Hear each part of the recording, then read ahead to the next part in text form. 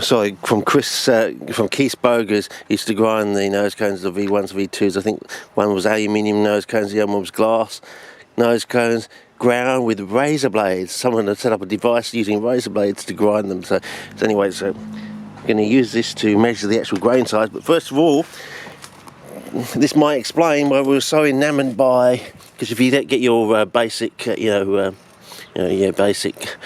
cube or grain of, it's not the best, I know, actually basic grain size. If you chop it so you halve the size, you're basically going to so you're then going to cut this up into 4 sections there, 4 sections there, 4 sections there. So basically you end up with 1, 2, 3, 4, 5, 6, 7, 8. So in other words, your actual number of grains, when you halve the actual grain size, increases. Yeah, I suppose I better get a good screenshot because people won't believe it otherwise. Goes up by a factor of 8, but your surface area increases because each of these things now has 6 sides. It's 6, 8, 48 times basically. If I'm correct, if I've done my mathematics correctly. Don't quote me on this one, but because Donnie and I were really enamoured by the K140 sand of about 20 years ago now, put out by, was it W.A. Young and Company? I've forgotten, no, it was some company that moved interstate. And then we had to go to Stones or something, and they were okay, but they weren't as good as the ones that went interstate. They've been in this state for, I think, 100 years or something. Anyway, so this is what I use now. But when you think of it, if you're a K140 or 140 micron spike, imagine the number of grains increase. It's a factor of 8, of course, but the surface area increases to 48 times, doesn't it? If I'm right, I may be wrong on this. I'm just doing this mathematics off the top of my head with a simple diagram on a piece of concrete floor. But anyway, what you can do is find out, make 10 measurements of this, put it in here, and I used this micron, if I remember rightly, to actually get the grain size of the K140. And as I said, it was pretty much a spike, a K140 spike. So most of the grain size was around the 140. Now, why is that important? Well, first of all, your clay size is usually 1 to 2 microns. Your silt is around the 100 micron size. So this was so fine sand that it was almost silt. It was around the silt crossing over into sand sort of size, but it has quite a large surface area.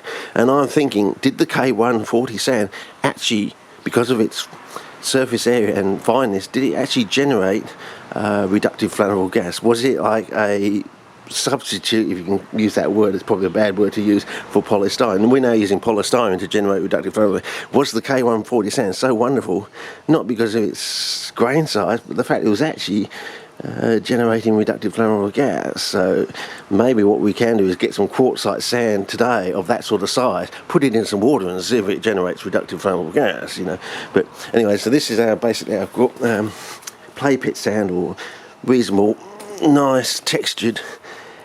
I want to measure this because Gideon's probably going to, my suggestion to Gideon was to get large chunks of polystyrene and large chunks of charcoal and put them into a pit and cover up all the interstices or voids with some fine quartzite sand. So this is my standard at the moment, but I would prefer him to use K140 sand if he can get it. I don't know if he can get it, but this will probably make do.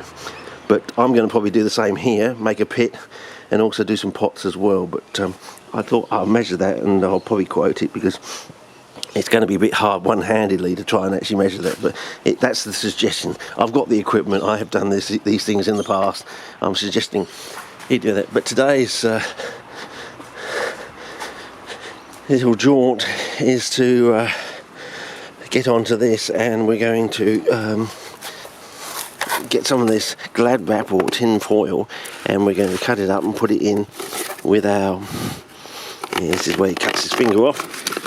We're going to actually cut this up, and this eventually, when it starts to degrade in the water, it takes a while, it will give off reductive flammable gas into the water. So then we'll have two forms of generation.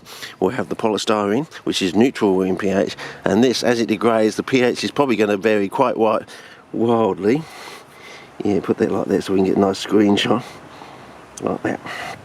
Yeah, that'll be on all the porn sites around the world, I reckon, by about in 48 hours. Yeah, oh, he's got a massive silver one. I was going to say something else, but you know what I mean.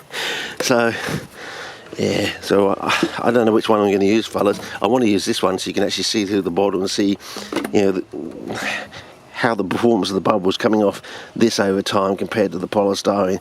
Yeah, does the polystyrene die and this increases, or vice versa, or something else? Something untoward happen, we don't understand, I don't know. But with 33 seconds on the card, I might as well get my camera set up on the tripod. I've got all my other trusty rusties ready to go, and we'll give a demonstration. I don't know how I'm going to cut it, which is the best way to cut it, but we'll find out, I suppose. Okay, probably nearly there. Time to... This clip will end in 11 seconds. Okay, let's get some nice, decent screenshots out of that. Okay, over and out for now. See ya.